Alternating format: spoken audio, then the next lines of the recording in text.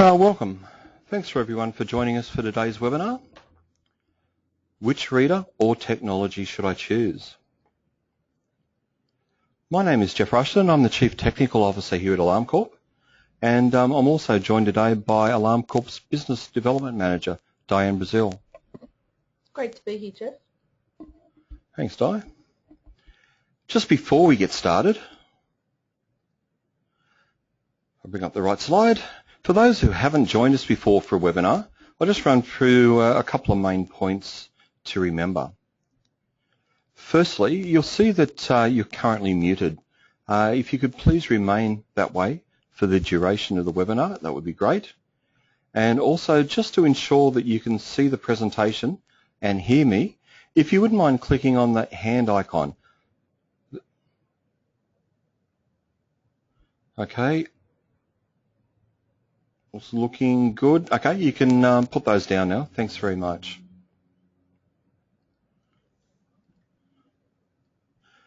And also, if at any stage during the during this webinar, if you've got any questions, the best way to have me answer them is to type them in the question pane and then hit the send key.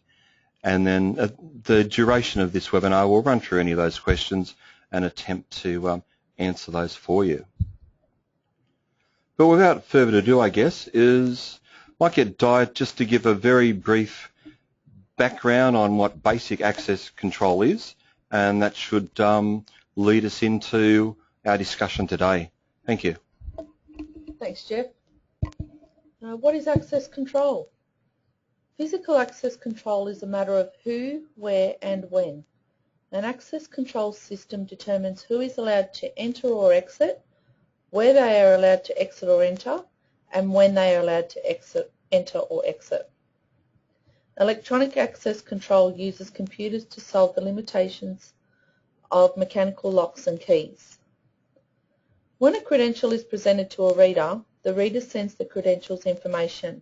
It's usually a number to a control panel.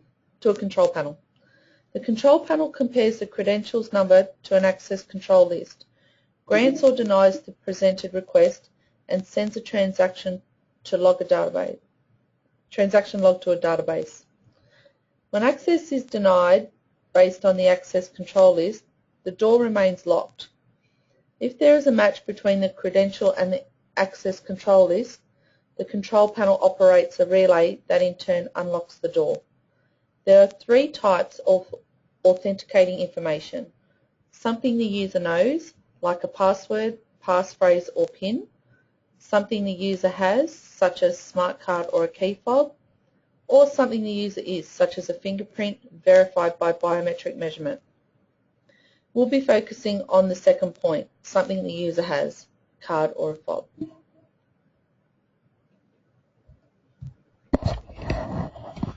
Okay, in order to do that, what we might do is just have a brief, I suppose, history of all of the various card or reader technologies that I suppose the access control industry has had since its inception. So in terms of card technologies, we'll have a brief discussion on Barium Ferrite, on infrared barcodes, on magnetic stripe, Wiegand, proximity, MIFARE or DESFire, smart cards. We won't be talking about, but included, in access control these days, there's a variety of biometrics as well, whether it be fingerprint, facial recognition, iris recognition, retinal scan, voice, or hand. As well as, we'll briefly cover possibly other types of up-and-coming technologies, near-field communication or Bluetooth low energy. But as I said, today is certainly about card and reader technology, so something the user has. If we have a quick look at Barium Ferrite, that was first developed by card key systems back in the 1970s, and they used a matrix of small magnets embedded in the card, and they were polarized either north or south. When they were inserted into a mechanical, and in later years an electronic reader, it would move up and down a series of magnets to activate a switch, or a series of reed switches to send a code, the card number, to a controller. The advantages back then, it was a very simple, reliable card technology that allowed pretty much anyone to make the leap from a mechanical lock to electronic access control. It was extensively used for door control and very much used for arming and disarming alarm systems. One of the disadvantages, though, of this technology was that the cards did produce a very strong magnetic field, and it wasn't too many years after when mag stripe banking cards became second place that the user would put their barium ferrite card and their bank card in their wallet or in their purse. Unfortunately, the barium ferrite card had a tendency to wipe the coating on the mag stripe cards. That was certainly a big disadvantage, having both cards together. Certainly the other main problem wasn't a problem back in the day, but certainly would be a problem compared with technologies today, is that they were very cumbersome to initially program and then to reprogram after. They were used by Wormald Security, MIL and DKS. That was their standard technology for access control. And funnily enough, I was surprised, is that this technology is actually still available today and by a couple of manufacturers. I wasn't aware of that till I Googled barium ferrite and found that it's still possible to buy a barium ferrite system. The reasoning, I guess, that it is still possibly, or the reason that it's still available, could possibly be the fact that in its basic form, a barium ferrite card reader is a mechanical device. So it doesn't need power to run. In fact, it's the only card reader technology that can run in a mechanical form. It doesn't require power. So if it was operating a mechanical lock or a micro switch or something like that, it could be done without any power connected. Not too long after, well, a little while after barium ferrite was around, infrared barcode technology came into play. You know, we would all be familiar with barcode labels and how they're simple and inexpensive for things like food items in supermarkets. But that technology ultimately is useless in the security industry because of the ease of duplication. That is, we can very easily photocopy that barcode and then reuse it and reuse it and reuse it. But someone came up with the smart idea of hiding that barcode behind an infrared window or a filter. This way the barcode was not visible and therefore couldn't easily be photocopied. And when it was inserted into an infrared reader, or infrared barcode reader, the card could be read. The card, for the most part, looked pretty similar to a standard magnetic stripe. In other words, there seemed to be the mag stripe over where the barcode was placed. This card was printed and then it was placed into a pouch that had the infrared filter already in place. Certainly the greatest advantage of this technology was that it was extremely cheap to produce lots of cards. So on sites that had lots of card holders, this was very advantageous in many ways. Problem though, or one of the biggest disadvantage or downfall of this, is it was still very easy to duplicate. So in the sites where this was most well suited, in places like universities that has a high number of people, it's these same people that would go out of their way to try and defeat a technology. And in the case of infrared barcode, it was just a simple matter of opening up the pouch that this card was put into and then photocopying the barcode, and then it was sort of free for all for everyone. But again, the reason it was so popular is its main competition back then was barium ferrite cards, and they would typically cost, an end user $15 to $20 to $25 each.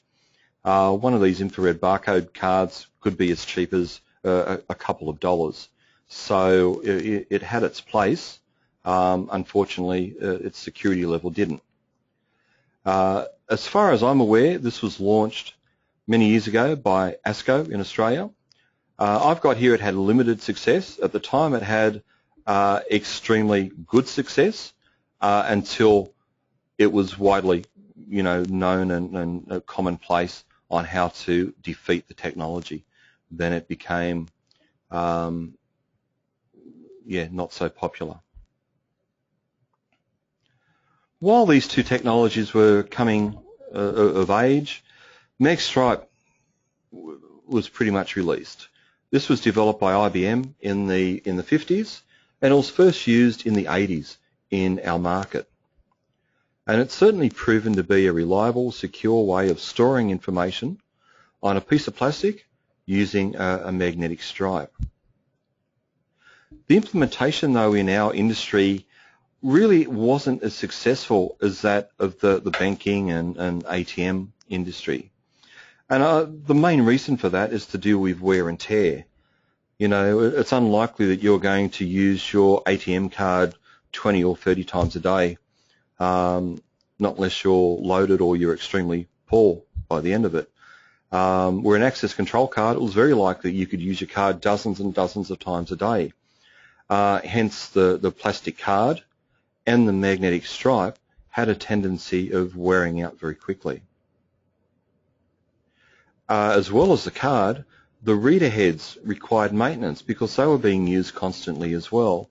So at both ends, both the reader and the card required either maintenance or to be replaced due to, high traffic sites. When it was introduced, these cards weren't easy to duplicate, but over the years, $15 or $20 will get you the equipment needed in order to duplicate pretty much any magnetic stripe card these days.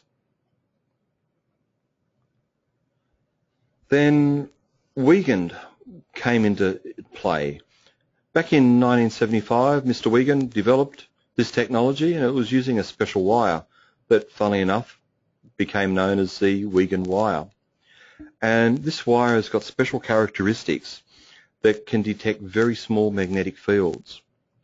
So when you arrange, it started at 26, but then typically up to 37 small little parallel Wiegand wires embedded into a card, the card reader would read them as ones and zeros, like most electronic circuits, and would convert that into a card number and then send that through to the controller for access.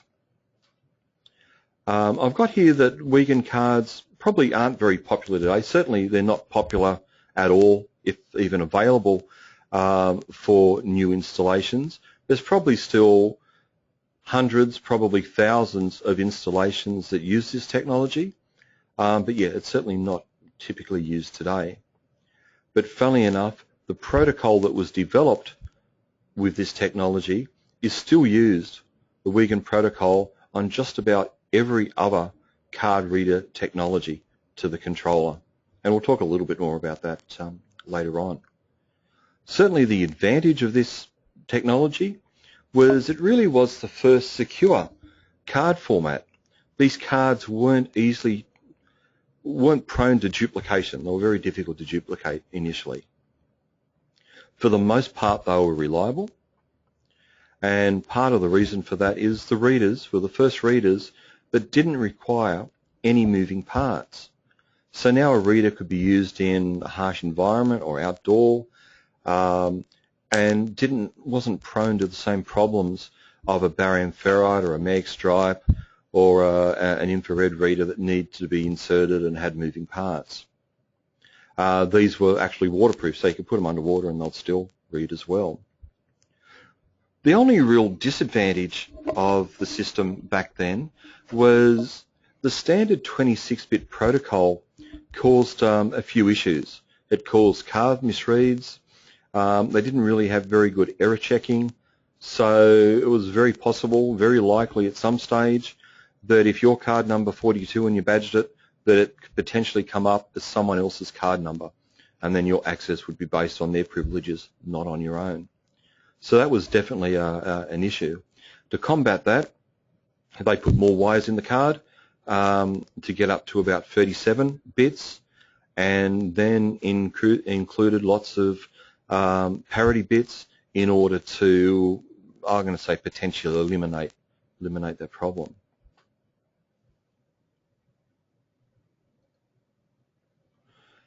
That brings us now to proximity, 125 kilohertz proximity.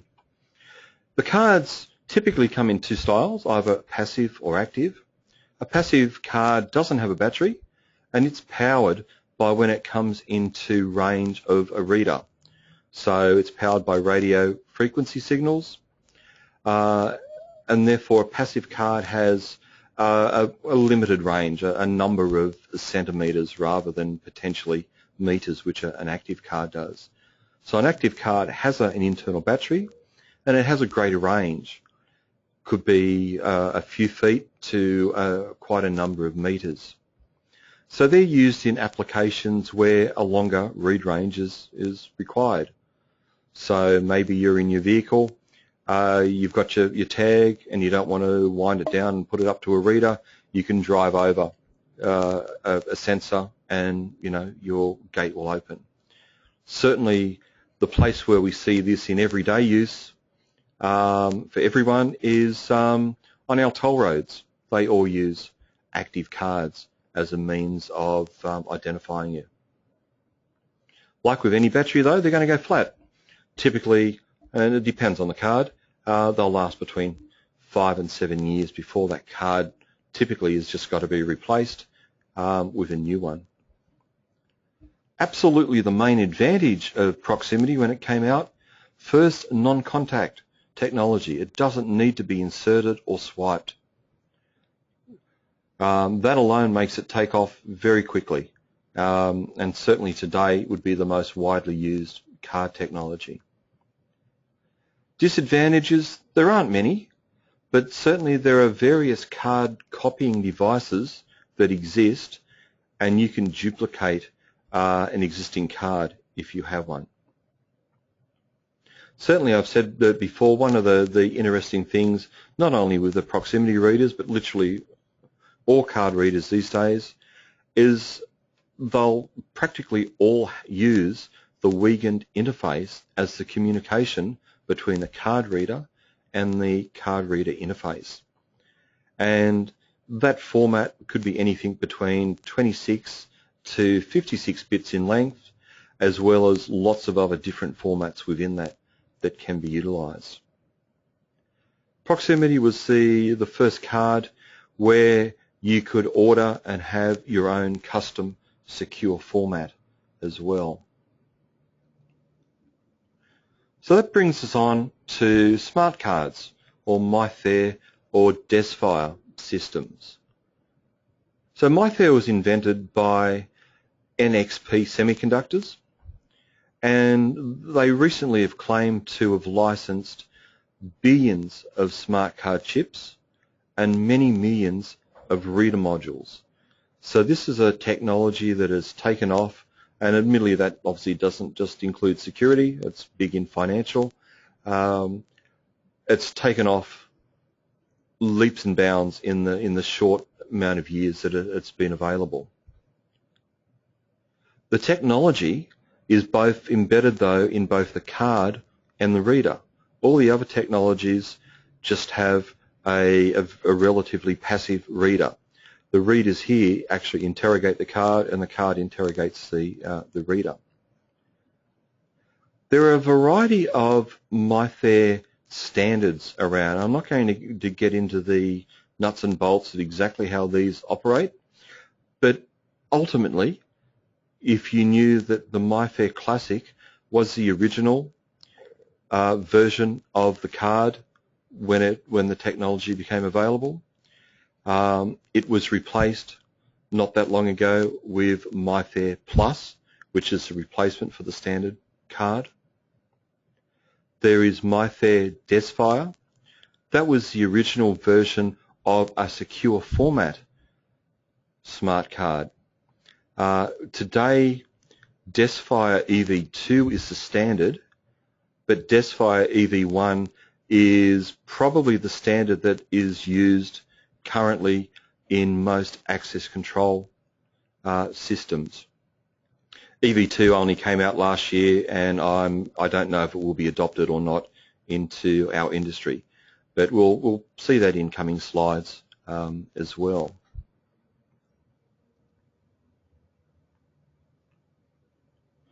So I've said that the MIFARE Classic was the original format, and that now has been replaced in 2009 by the MIFARE Plus, and that was due to security concerns where the Classic card was hacked into and could be duplicated.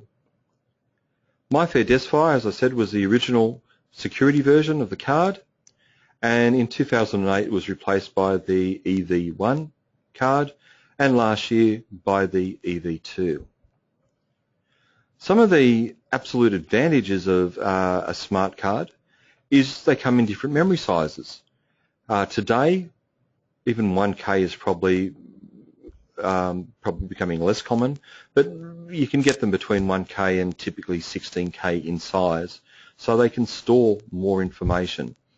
Not necessarily overly beneficial in our industry, other than maybe storing fingerprint or eye or some type of biometric connection to yourself, but more in relation to using the card to access other third-party things and maybe use it to have funds on, or a vending machine or a library, things of that nature. So that brings us to the second point. These cards are the only cards that really can be used for more than just access control, and they do offer a much higher level of protection against duplication. One of the main disadvantages, though, is there's been so many versions in so few years that the technology itself can become very confusing, and possibly at some level there may be some compatibility issues with older style MIFARE systems to newer style. Typically when we have a look at some of the reader types, you'll see that they do all of the previous formats as well, but it is something to keep in the back of your mind and make note of, that there is a lot of versions here. You need to ensure that the card and the reader will operate on the same format. So with the card types that we've seen, we know that a Barium Ferrite is an insert style system. Infrared can be insert or swipe. Magstripe can be insert or swipe. Wiegand is typically swipe. It's only proximity and smart cards which don't need to be inserted or swiped. They can just be held up to a card reader. And it doesn't take a lot of thinking then to realize that everyone today wants the convenience of a card that has contactless entry. So in terms of new sites or a decision on the card technology, really there's only the two that you would consider, whether you go with Prox or whether you go smart card. But as I said, proximity as well has come in many different formats over the years, as we've said, starting from 26-bit, maybe up to 56-bit. So it's got a long history now in our market. And proximity can be defeated, and if you did a Google search, you'll be able to find lots of different methods and instructions on how that you can copy a proximity card. So it has, you just need to be aware that those cards can be counterfeited at some level. Okay, I've definitely spoken enough for now. We'll get Di to run through just some basic specs on a range of aptio card readers that we have, and she'll just highlight the key points that you would typically look out for when selecting a card reader. Here you go, Di. Thanks, Jeff. We can see the read range is up to around 3 inches. It has the easy to install mounting bracket together with the quick connect cable. Makes installation easy. The other main feature is also the tri-state LED visual indicator and audio feedback, which represents status and activity information easily dissembled for the audibility or visually impaired. If you could just run over the wiring details, Jeff, that'd be great. Okay. All of these card readers, as well as pretty much every manufacturer, they use almost a universal standard when it comes to the color coding and the wiring of readers. These readers, as I've said, are no different in that way. On most systems, you only require 4 wires. The black for the ground, the red for the power in, and that can be anywhere between 5 and 16 volts, and then your Wiegand data 0 and data 1, which is your green and white terminals. They will be the same terminals regardless of the manufacturer, or the same colors regardless of the manufacturer. So in terms of changing one manufacturer's reader over to another, as long as you've got the right format reader, the wiring will be exactly the same. You do have on just about all of these reader types the ability to individually control the red, green and buzzer on a reader. In most cases they don't need to be wired because the controller will and the reader are smart enough to activate a green on access and a red on not, and the buzzer will follow. If you wanted to activate these things separately, you have the ability to. On this reader, as shown, the PR10, we can see that it also not only has the Wiegand protocol for use, which would be used on just about the vast majority of installations, but it also has RS485. So if your access control system or reader interface can use RS485, you can use that instead of the Wiegand wires. So I will try and change this slide and get Di to talk to you about the SM10. The SM10 is simply a smart reader version of the PR10.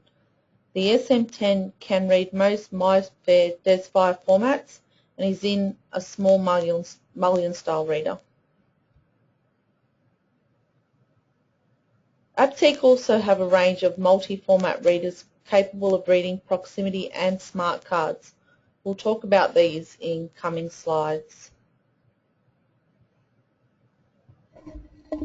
Okay, so when we have a look at a data sheet on a reader, these next 2 slides show the sort of information that's available when selecting your reader type.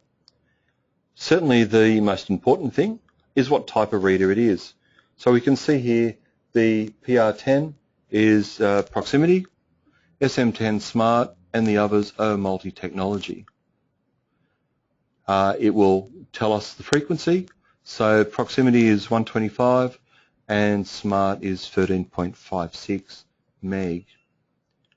It's good also then to see the voltage range. Some readers only work on 5, others work on 12. Admittedly, the vast majority of readers these days work between 5 to 16 volts DC without any problems. Current listed and read range. For the type of reader and the type of card you have, it might be important to understand what the maximum distance of a particular system is. So with the Prox, about 7.5 centimetres. With the MIFARE card, much the same on the MIFARE version, and then different values on the different size readers. But by far the thing that you would need to ensure when selecting your reader is the card reader technology or formats that it can do. So we can see here our PR10 has 6 or 7 different formats that it will easily exchange with. SLARG, Excite, HID, GEC, CASI, Linnell, etc. The same applies with our smart card technology. For example, if anyone has got a DESFire card and it has a card serial number, we can see DESFire card serial number. All of our smart card readers will read that. When it comes to using the latest standard, EV1, we can see that in order to use that standard, we have to use the aptio cards with the aptio reader. So it says aptio smart cards using MIFARE DESFire EV1. It will accept all of those, as well as, of course, all of these other formats.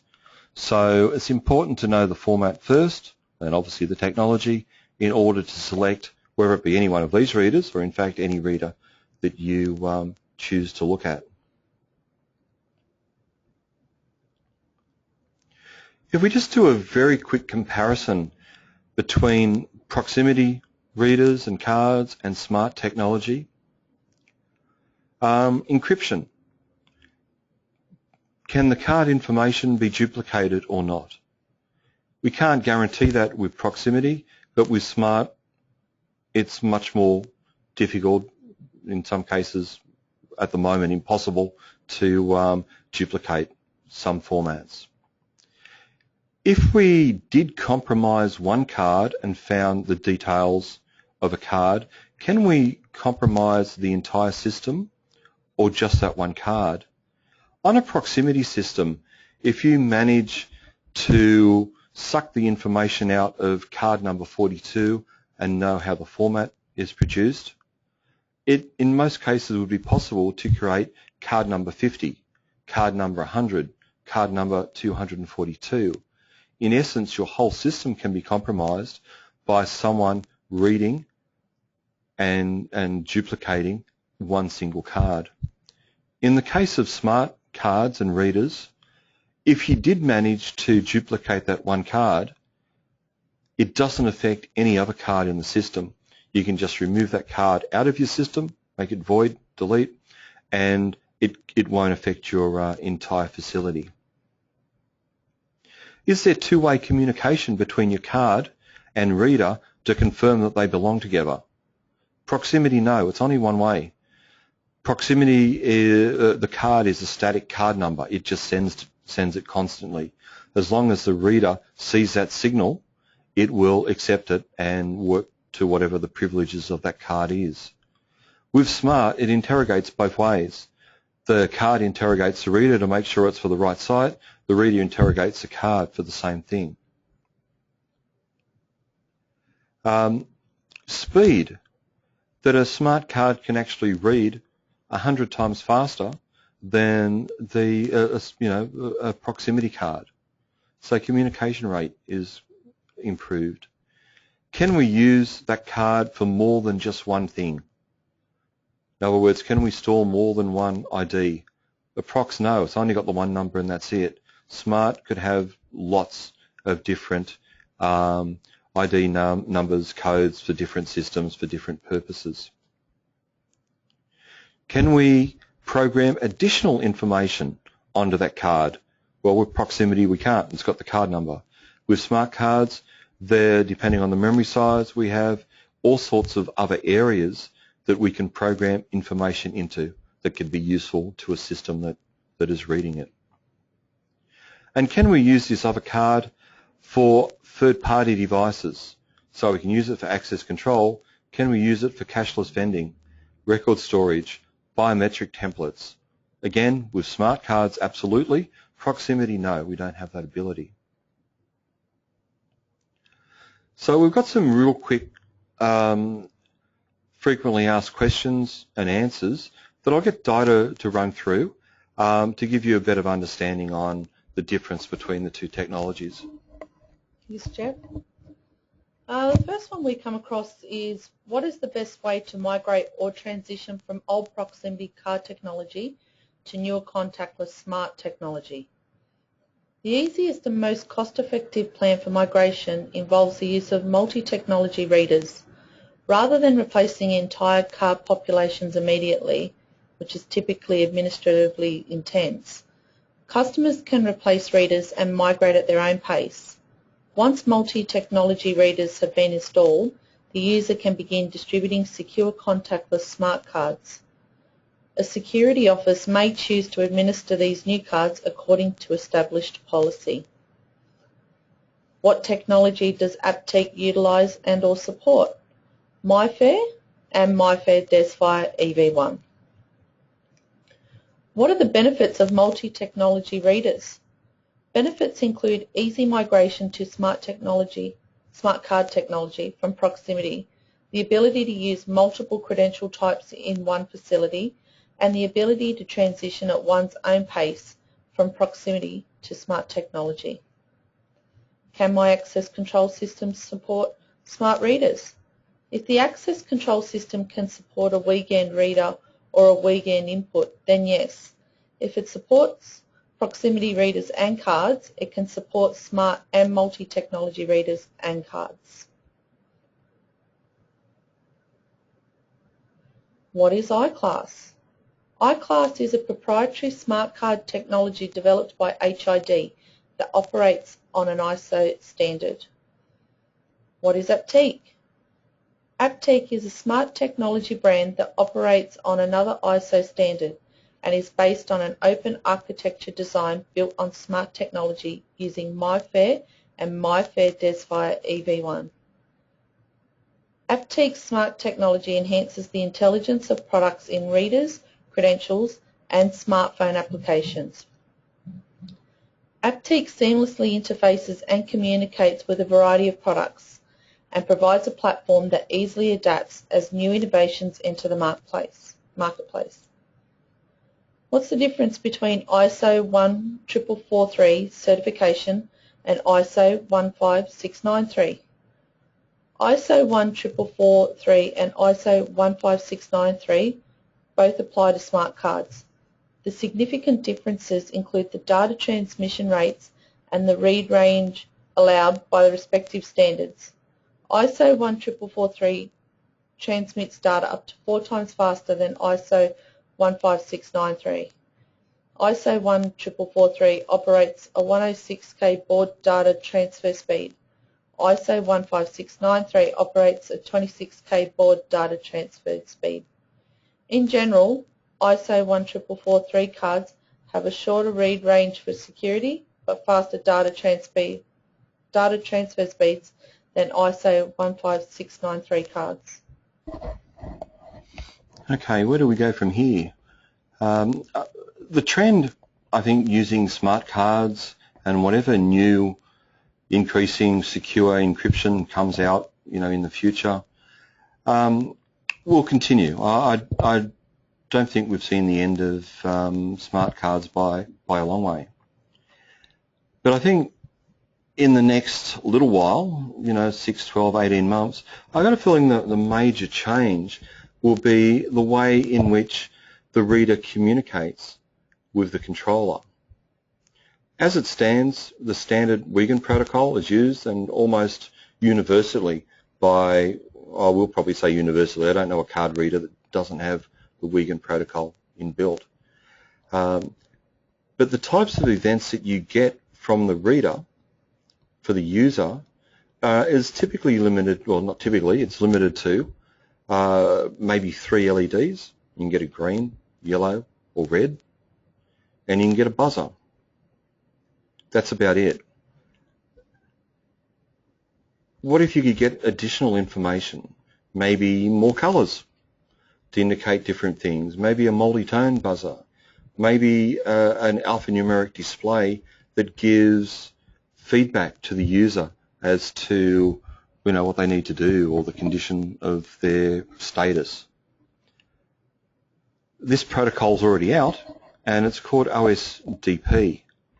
And there's a few card readers around that use that, and there's an increasing number of access control systems and interfaces which can accept this protocol as well.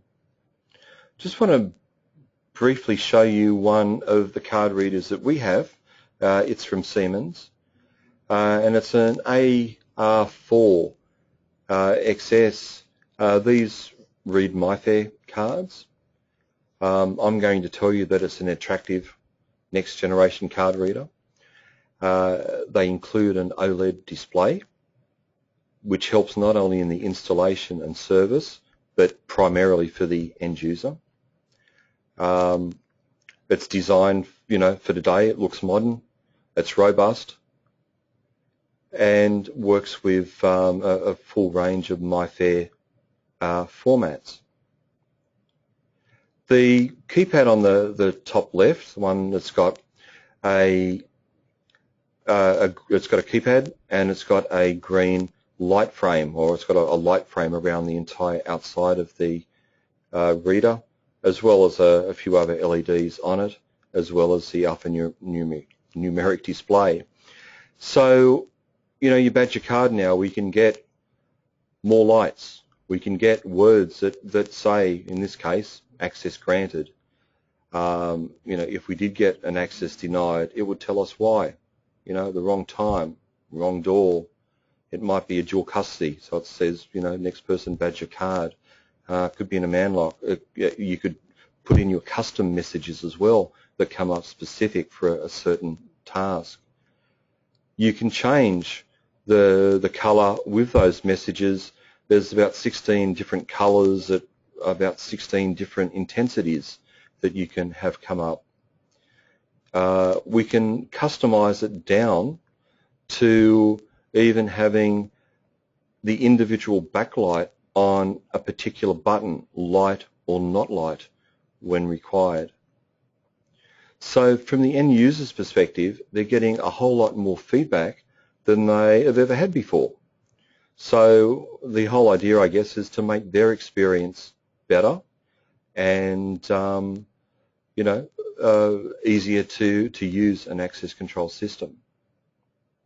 All of these come with NFC inbuilt, and they are vandal resistant to IK10, so they can happily be mounted indoors or outdoors. So I can see that this type of reader that has more information, that has a little bit more smarts at the door, being used in future.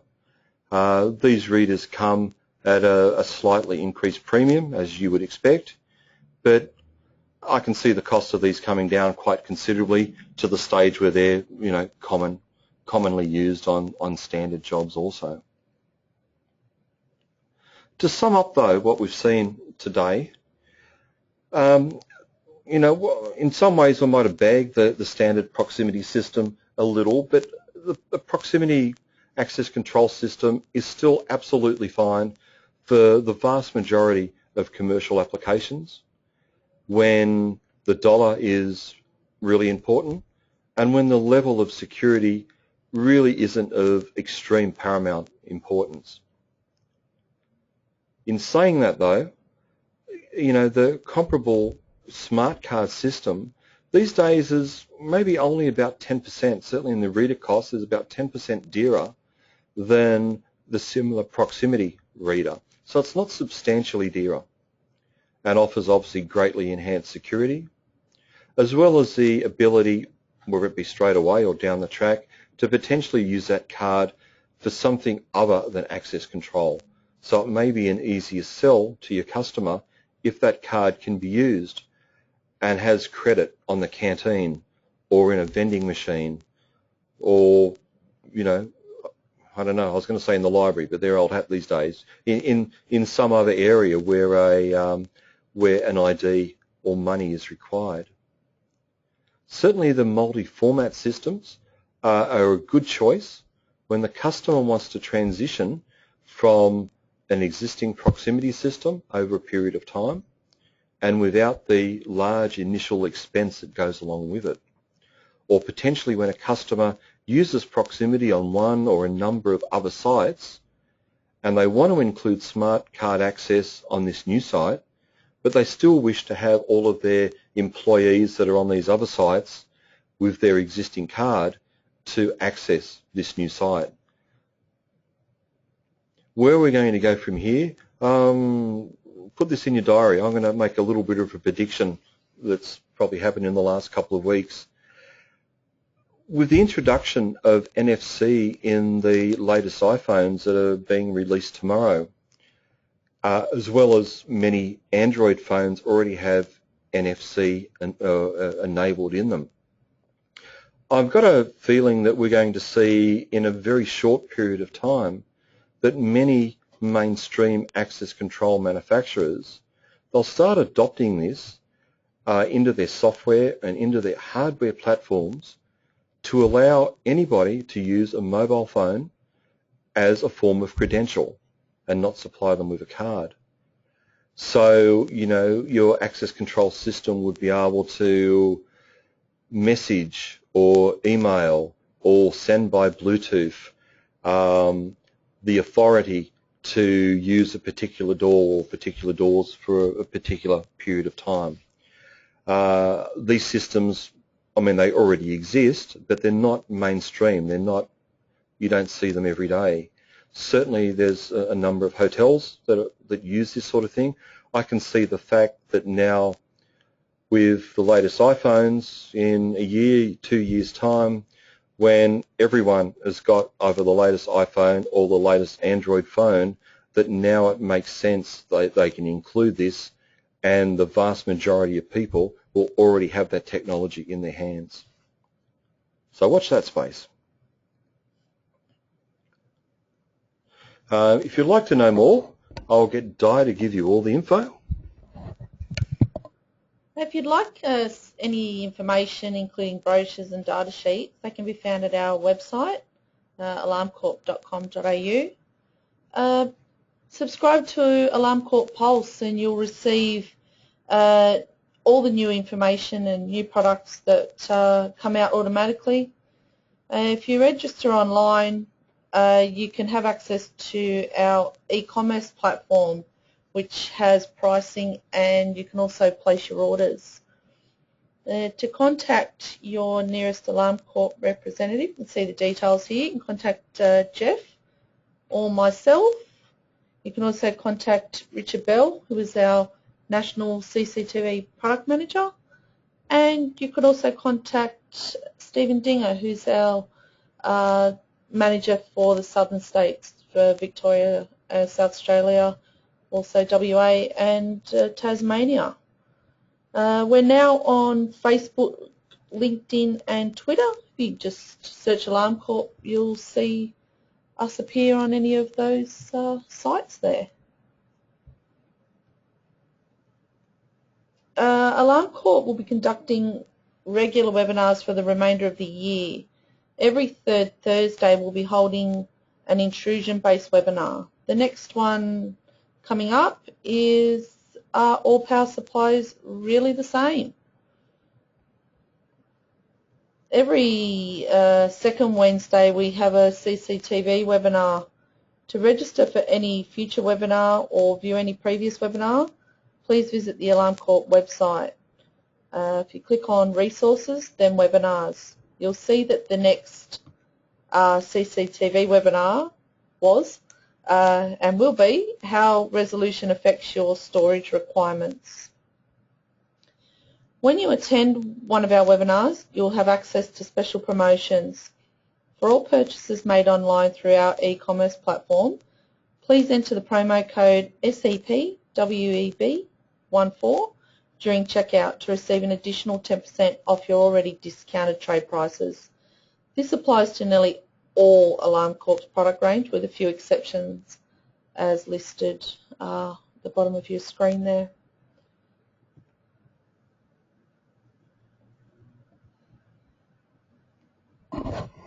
Okay, if you've got any questions, certainly if you haven't sent them through, now is the time to do so. So just type them in down the bottom under questions and hit send, and we'll be happy to answer those for you. So we'll just wait a couple of minutes and see what comes through. Okay, someone asked a little bit earlier, can I mix and match different manufacturers' card readers on the one site? The typical answer is yes. In most cases, you can happily do that. The only critical decision that you've got to do is to determine the card technology and the format, and then just go and look for a suitable reader. As long as you've got those two correct, there is no problems having a multitude of different manufacturers' readers on the one site. Hopefully that's answered that one for you. One other one. You said smart readers are about 10% dearer than the same proximity reader. How does multi-technology stack up? Yep. Nearly all of our smart reader versions are around 10%, certainly not much more, if any, dearer than the equivalent proximity reader. When it comes to multi-technology readers, though, unfortunately that's a little bit different. They're generally about twice as dear as the standard proximity reader. And it sort of makes sense when I hopefully try and explain it, is that a multi-technology reader has got both the proximity and the smart reader modules within the same plastic housing. So ultimately the price is double what either one would cost. So that would be a consideration when selecting a multi-technology reader. But by the same token, you know, you go to some sites where they literally do have two readers on the door accessing the same door with different technologies. This just combines it in the one for obviously a cleaner, smarter look that ultimately would enable your customer to be the ability to be slightly future-proofed with whatever future car technologies that they decide to pick. If there's any others, now's the time to send them through. Okay, if there isn't, we'll finish up now. So we'll get Di to say goodbye to everyone for you. Thank you for attending our webinar. We appreciate the time taken from your schedule to attend today and hope you found it beneficial. We look forward to seeing you at the next webinar. We hope you enjoy the remainder of your day. Goodbye.